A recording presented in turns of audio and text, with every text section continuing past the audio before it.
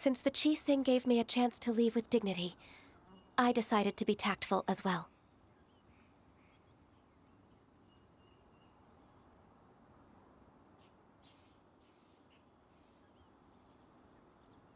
I appreciate your kindness, but there's no need for your words of comfort.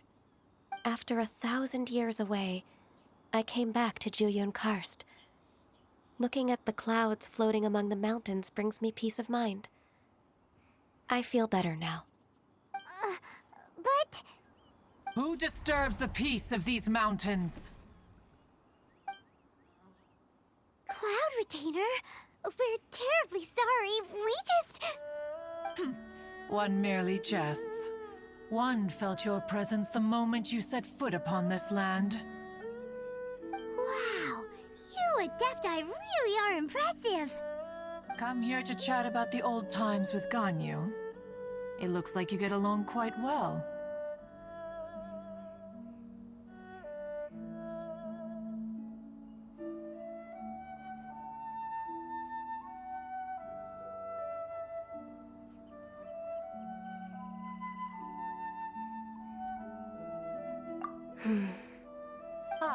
A matter leaves you at an impasse then.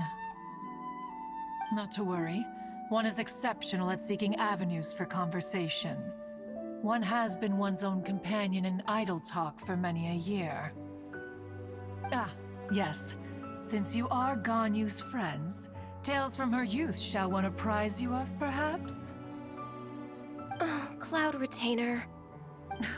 Nothing to be ashamed of. You were so cute as a child. One is most certain that your friends would like to hear of it.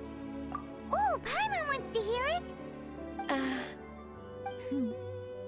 Little Ganyu loved when the horns on the top of her head were caressed.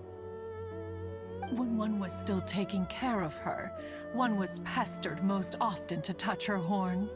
She was elsewise loath to sleep. Wow. Plump she was back then. Why, when she stumbled while we ascended the mountain, she would roll down to the bottom like a little ball. The day Ganyu bumped into a pilgrim was the first time she saw a real human in the flesh. So fearful she was that she hid in a rock's cleft for 2 days and nights. One found her wailing of a monster she had seen. Cloud Retainer? Forget it. It's about time for my training. I will take my leave.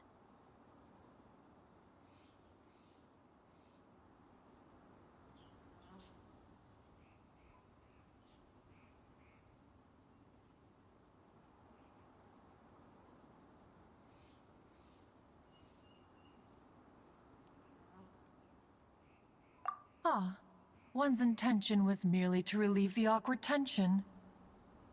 And you did the exact opposite. Impressive. Be that so? Huh. But returning to Ganyu, most gladdened one is of your arrival. One cannot help but feel that remaining in Jueyun Karst shall not be good for her. One will tell you more about her, if you should permit it. Most benevolent among all Adepti are the Qilin. They drink only spring water and eat only whole grain.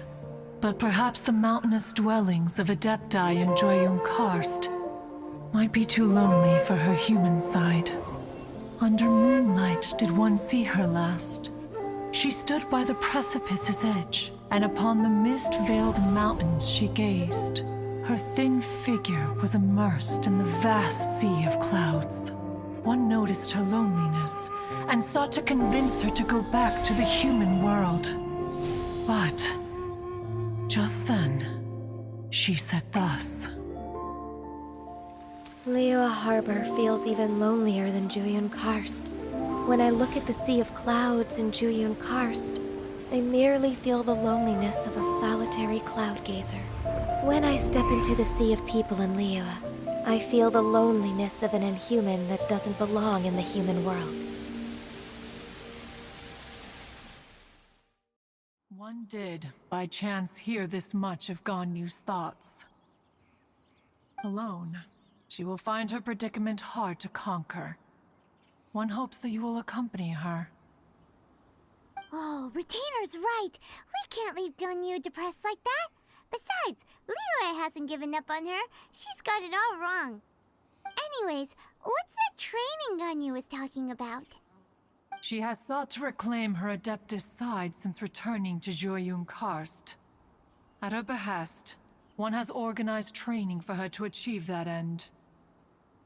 She should be in the southern part of Mount Aozang right now, preparing for the trial. Huh, is that so? Let's go take a look then!